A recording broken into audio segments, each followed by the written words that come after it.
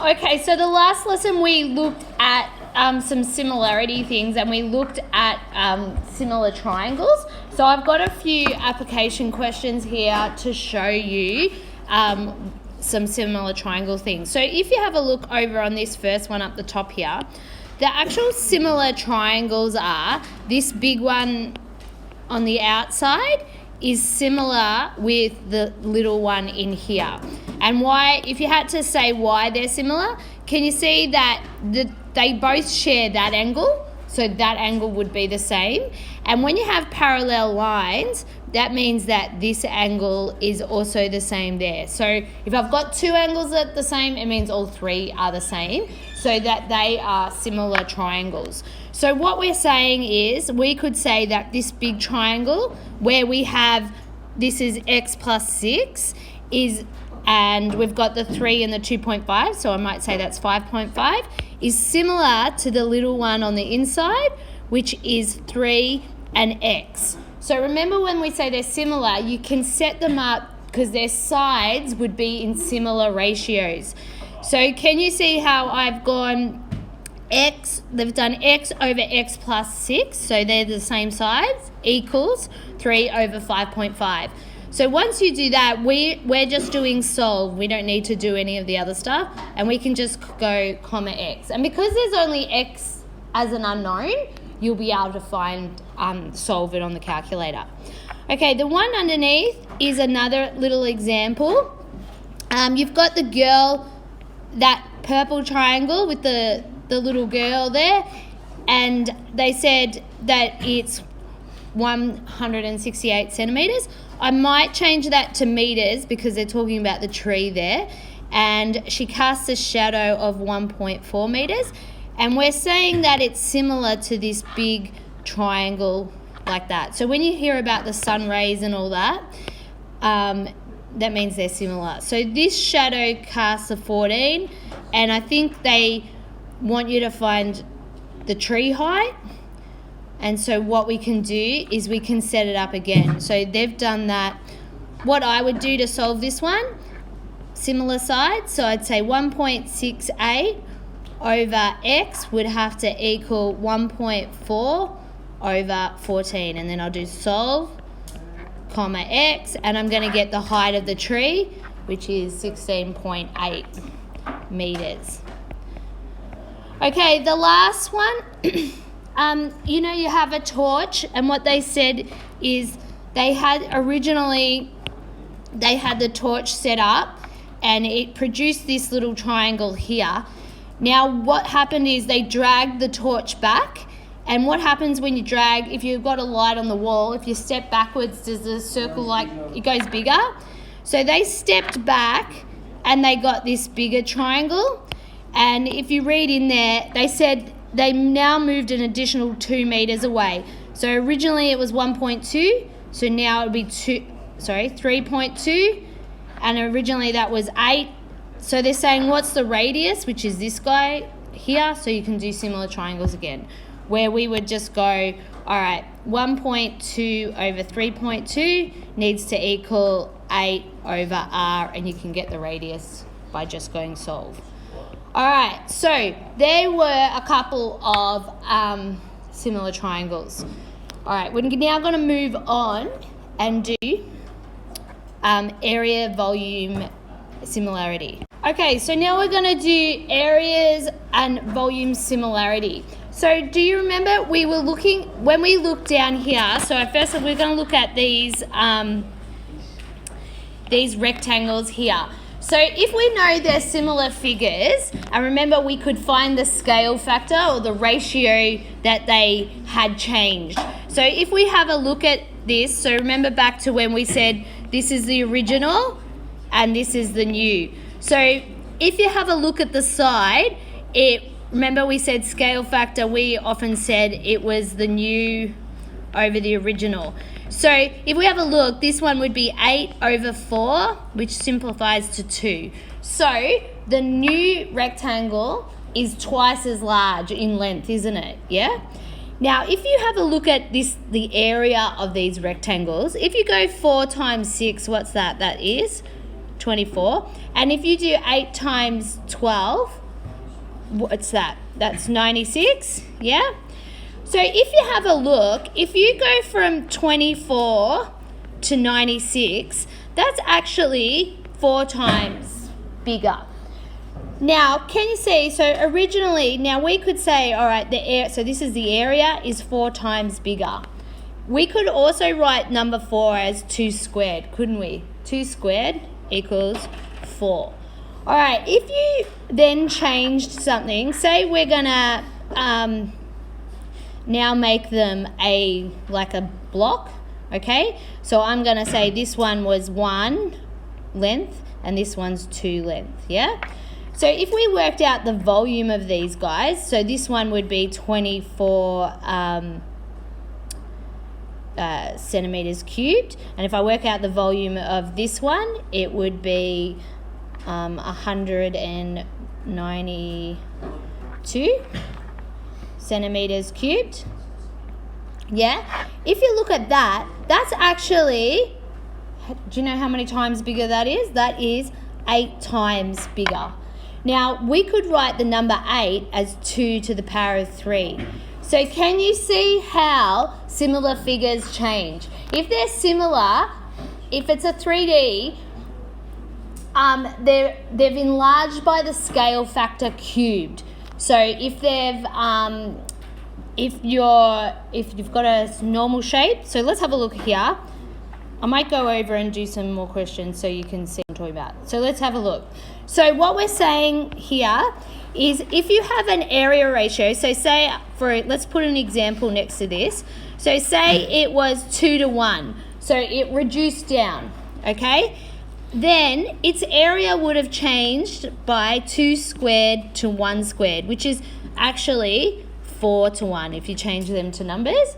And if it was a 3D object, its volume would have changed by 2 cubed to 1 cubed, which ends up being 8 to 1. All right, so let's have a look. Let's do some examples down here to practice this. So it says 2 triangles are similar. So you have to know, to be able to do this, you have to be told that the shapes are similar. So they've told me they're similar. And the base of the small triangle has a length of 10 and an area of 4 centimeters squared. Okay, the base of the larger triangle is 25. Determine the area. So you can use this, we can use the fact that we know that they're similar, and we can use the area ratio to compare them. And I'll show you how to do it. So first you always have to let's get the length ratio. So the length ratio, we've got, it's actually 10 over 25, but we should always simplify that. So what would that be? 2 over 5. Good. So this is the length ratio. But what I can say is, so if I had these sides, they'd all be multiplied by, 5 over 2. That's how much bigger the next one is.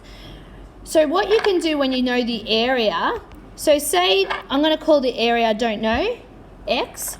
So area, what it's going to do, if you do the actual area of the small one divided by the area of the big one, it will equal the area ratio because they're similar. So what I need to do is that it will equal, so area is when you square the ratio, it will equal 2 squared over 5 squared. Okay, that's what I'm saying. And then what could we do when we get to this? We could say solve, comma X, and we can work it out. Okay, so when I do that, I get X to equal 250. So the area of this bigger triangle is 250 centimeters squared. Okay, so let's go do a couple more. So I'm going to keep going. Okay, just before I go on, what these tables are showing you is how you can move around. So say what the question we just did then was here. We started at length and we wanted to go to area, so that's how we used it. So we found the length ratio, we simplified it, and then we used the area by squaring it. If you're given the area ratio, sometimes they go straight to that. So before, like, sometimes they might go here, 4:1, and what they say, and they might say, can you go back to the length ratio? So if you want to go back, this is how you do it. So what's the square root of 4 is, can you see that it would be 2? And then the square root of 1 is 1. So if you want to go backwards, this is what this table is showing you.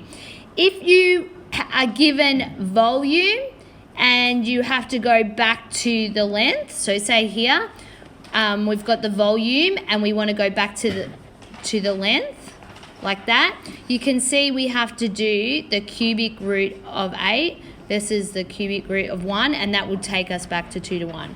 So I just wanted to quickly explain those tables in case you're seeing. So let's go on and do some more examples on the next page.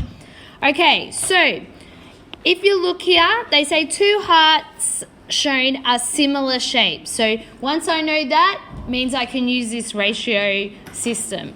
The width of the larger heart is 60 centimeters and its area is 100 centimeters, and the width of the smaller heart is 12. So it says determine the area of this smaller one. So I'm going to give the smaller one's area just the x. So I'm saying x equals small heart's area, yeah? So first of all, I need to use something they've given me, and they've given me both the lengths. So I'm going to find the length ratio. So I'm going to say the length ratio, and I might say it's 12 over 60. Now we can simplify that to be 1 over 5. Yeah? Make sure you have to simplify them first. Okay, now I know that is. I'm going to use the area ratio to solve the problem. So the area ratio will be 1 squared over 5 squared. Now just make sure your shapes match up. The small number's on top, so that's the area that needs to go on top there, and the big number's on the bottom, so the bigger thing. And then you can just go solve, comma x, and we'll get what x equals. I get x to equal 4 centimeters squared, yeah? All right, so here down in the next one, let's do it. The two square pyramids are shown are similar, and their base dimensions are 4 and 5 respectively. So this guy has a base of 4 and this one has a base of 5 centimeters. The height of the first pyramid is 9 and its volume is 48 centimeters cubed. Now they're asking me to first find the height of this new one, the height of that one, and then also find the volume. Okay, so a height is a length. So we're going to use the length ratio to find the height. So first of all, so we're going to use the length ratio, which is, I'm going to say, is 4 over 5. Now that would equal the height of the smaller pyramid over the height of the big one. So once you've done that, you can do solve, comma h, and then we'll know what the height of this one is. Okay, so I got the height to equal 11.25 centimeters there. Now part 2 is to find the volume. So if I'm going to find the volume, I need to use the volume ratio. So the volume ratio is the length 1 cubed. And then it's going to equal the volume of the small one, which we know, and I'll just call V the volume of the big one is V. So, okay, so then we can do again, solve, and you'll type that into your calculator, and let's see what we get. Okay, so I got the volume to equal 93.75 centimeters cubed. Okay. Oh, I didn't record that, sorry. Okay, sorry, so I got this W to equal, so the cone, let's do this next example here, I'm here now. A cone has water poured into it as shown, and I'm going to say like this diagram here, because I forgot to put the diagram there, so I'm going to use this one. Okay, what is the ratio between the volume of empty space and the volume of water? Now, if you look, I'll just redraw them. So we've got the big cone, and then you've got some water in there. Okay, can you see that the actual empty space is this bit here, yeah? Would be all that bit above it.